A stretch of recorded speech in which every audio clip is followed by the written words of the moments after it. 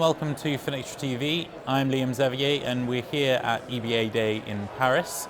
I'm joined by Vincent Brennan, who is an independent consultant within banking. Thank you for joining us, Vincent. Thank you very much for having me, Liam. And so you moderated a panel earlier on open banking. Can you tell us a bit about that? Yeah, we had a great session this morning. It was the first session of the day, so a really good panel. Munem Corte from EBAday, Simon Ecott from NatWest. We had Edwin Saunders, who's a board member at EBA from Rabobank, and then Samuel from Sinplus. And interestingly started with the fashion walk by the four gentlemen, which was a first for EBA, just to get the crowd warmed up and a bit excited. But then we got down to the more serious matters. I mean, it was interesting, you know, so you've a combination of some bankers and two consultants, but individuals who are not only involved at their own firms, but involved in industry bodies and industry discussions, as well as both EBAday and Sinplus had completed some market research. So it gave us a lovely mix of perspectives on it. I guess there were four themes, excuse me, to what we were discussing. The first, of course, started with the customers and businesses in terms of what were the benefits in terms of open finance and indeed towards embedded finance. Not just the convenience side, but the fact that customers ought to get more tailored propositions and have the ease of access to the propositions in terms of wherever they're going about their commerce or daily lives. We moved on from that then to talk about regulation versus market-driven dynamics, and that was quite interesting because, you know, when you look around the world, you see that there's a huge number of countries that have taken the regulatory approach. There are others that have left it to the market. Some of those market-driven countries are now moving towards regulations, and then at the same time you see the United States, for example, this week rescind or step away from the open banking directive that had come into the market there, and the EU is kind of taking a step back on the FICA regulation because there's been quite a pushback from the industry.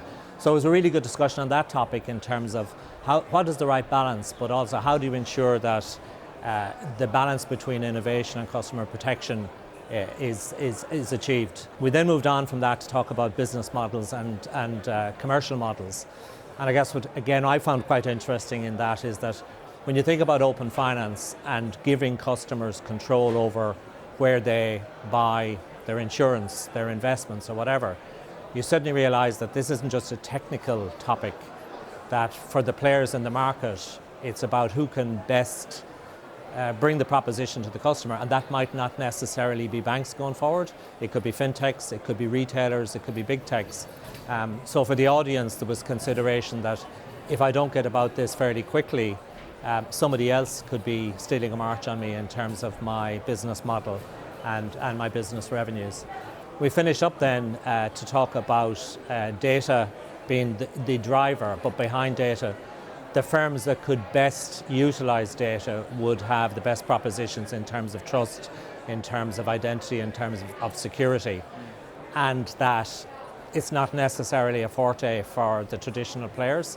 And again, it kind of brought us back into that same theme that on the one hand, some of the fintechs and big techs had a potential advantage there, but at the same time, often the collaboration between a fintech and a bank gets you the really nice balance between proposition and all of the risk and governance dimensions that you'd want to the market. So it was a really, really rich discussion and good participation from the audience, and definitely one that's, you know, going to be a growing topic at EBAday over the next couple of years. What's the impact of like the conversations that you have at events and panels and that ability to really discuss when it comes to something like open finance and open banking, which is in a evolutionary point right now? It's a really good question.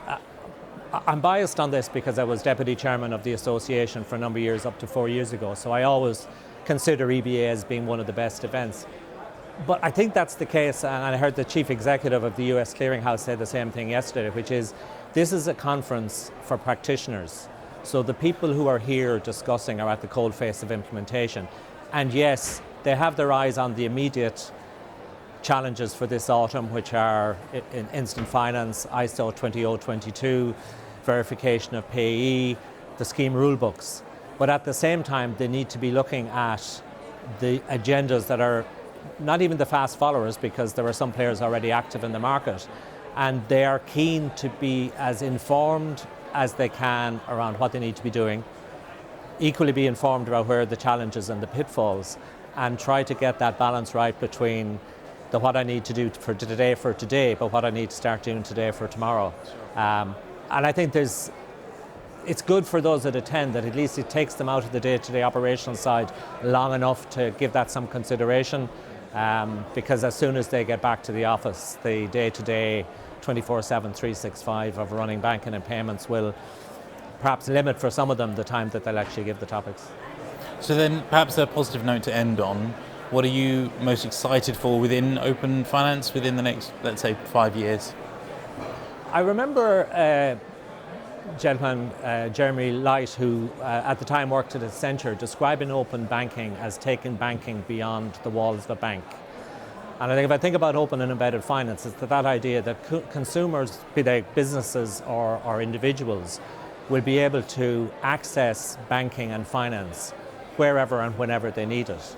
You know, people often say nobody gets up in the morning to do a payment, and that's absolutely true. But people don't, they do take out a mortgage, but that's not the objective. The objective is to buy a house, to finance a car, to, you know, do something. And they just want the banking and payment side of that to be a natural, integrated part of that proposition. So I guess I'm excited by the fact that that is increasingly becoming a reality, and that the firms that are getting it right are going to be tailoring those propositions towards the individual, you know, which is a very big difference from when I started out in banking, and it was, you know, one solution, take it or leave it, come to the bank to get it, and there you go. So exciting times ahead. But then payments is always an exciting business, and there'll never be other than lots of things to do. Well, absolutely. It's been a pleasure to speak to you. Thank you for coming into our studio. No, delighted to. Thank you. And I hope you enjoy the rest of the event. Will do. Thank you.